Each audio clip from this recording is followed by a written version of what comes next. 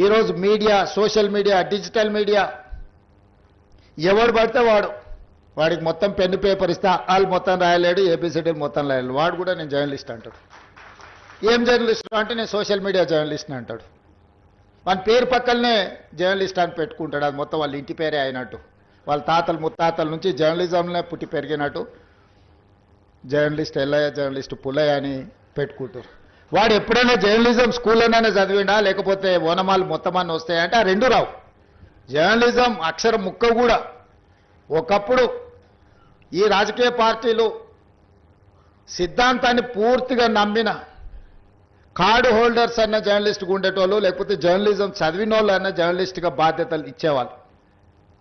వాళ్ళ పనితనాన్ని బట్టి వాళ్ళకు బాధ్యత పెంచేవాళ్ళు. కానీ ఈరోజు అది ఏమీ లేదు.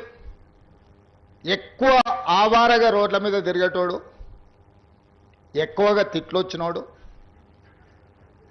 ఏదంటే అది మాట్లాడేటోడే ఈరోజు జర్నలిస్ట్ అనే ముసుగు తోడుకొని సోషల్ మీడియాలో అందరి పట్ల అసహ్యకరమైన భాషను ఉపయోగించే పరిస్థితులు వచ్చినాయి.